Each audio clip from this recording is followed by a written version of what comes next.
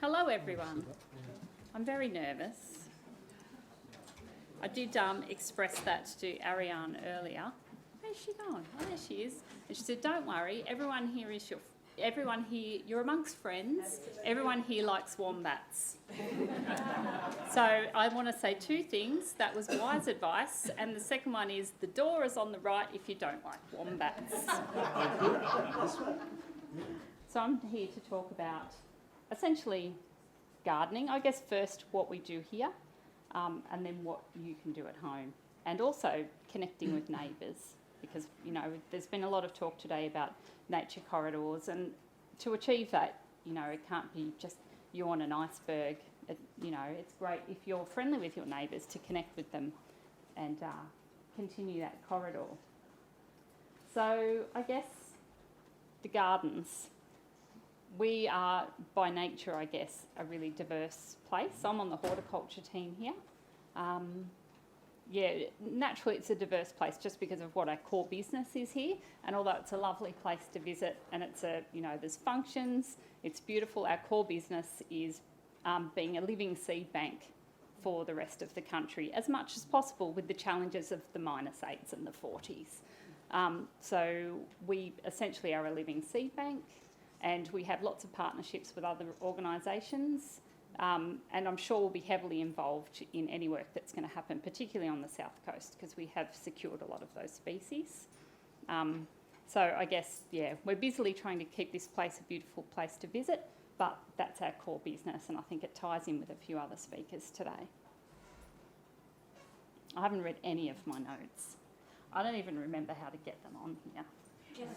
And I know you showed me, but...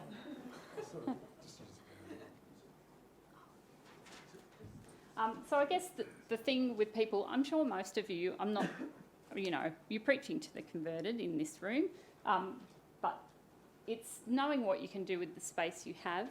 You can do something with a tiny space, you can do something with a big space, but a lot of people kind of get a bit paralysed at the where to start. This is the one photo I chucked in of my garden. And I guess, talking about creating a space that's not just for you, that's also the wildlife, and continuing that corridor, which is particularly important, I guess. Well, it's important for everyone, but, if you're living near a nature reserve too, that's really important. I'm not. I'm next to an oval and across from a school. So 20 years ago, I basically had a block that was dying grass and some photinias and some conifers, and I was full rage, ripping all that out and starting again. So if you have the luxury of starting from scratch, what do you do? So I guess what I did first was create an upper story, because you're dealing in a really harsh environment. My place actually faced west, so this is the view from the west. So I also wanted to shade my house, as well as adding habitat, because we had nothing. We had Indian miners, no other birds, no mammals, nothing. So I've been there 20 years, so it's, not quick, I guess, but I've established an upper story pretty quickly with eucalypts and acacias, and then planted underneath. So if you've got the opportunity, that's a really good way to start. Makes it not as overwhelming too, because you're just kind of seasonally planting. So you might, one spring do the upper story and then do another lot in autumn. So planting in spring and autumn is a good idea as well, because it's easier. Okay, I'm going to use the arrow this time. So I guess the other part of providing a garden that's for wildlife is thinking, I guess, the bigger picture, not just the plants. So I guess having water bowls for birds and for bees. The one full of rocks is a really easy thing to do. You don't have to go out and buy anything. You can just kind of forage around to get stuff to do these. At home I've got water for bees. I've got a bowl for ground-dwelling birds, but also having something that's up high. Excuse me, I should have got water. Having something... Oh, this one? Thank you. Sorry. But having something up high is good, just so that birds can escape predators, which I didn't put a picture of in, but I didn't think that was necessary. So yes, where to start on species selection. This is a big thing. So I guess for beginners, I don't know if there's any people at that point in the room, And if you're in Canberra, ACT Government Plant Selector web tool is a good place to start. So it's got really basic information. The other good resource is the local nursery. And Michael mentioned, I'm not sure where Michael is now. Michael mentioned, oh, there he is, Cool Country Natives. They're excellent. They grow a lot of their own stock. They've got a really good local selection. So they're a really good place to start. They also have market days there as well, where you can talk to growers that live locally and a bit further afield. There's also talking to people at the plant sales that we have here, and also the Growing Friends run their own on site as well. So that's, I guess, who to talk to. So the other thing is thinking about what you're providing and trying to provide a continuous source for as much of the year as possible. So that can be tricky.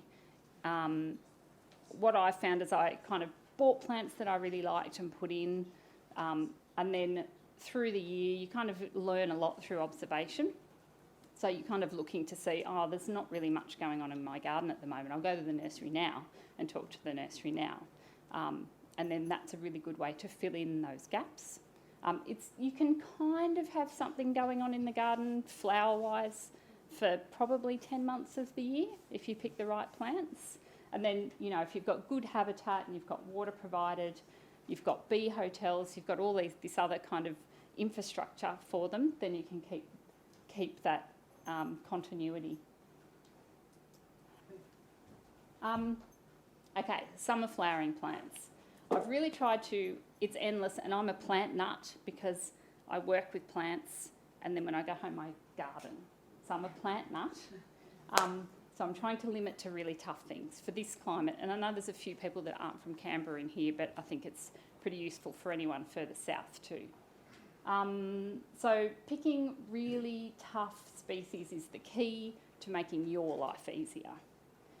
So the Callistemon hot pink only gets to about 2 metres, and it only gets to about 1 metre-ish. So when we're talking about smaller blocks, bigger houses, this is something that can be incorporated to even quite a small block. Along fence lines and things, it's quite good. It's a cultivar, but it has local parentage, so it's really tough. So it's a really good one to include, relatively easy to find. And Callistemon generally are really good in Canberra. They cope with our clay soil. You can get species that are this size right to trees. They may take a little longer to establish, but they will live for 30 years. So they're great plants.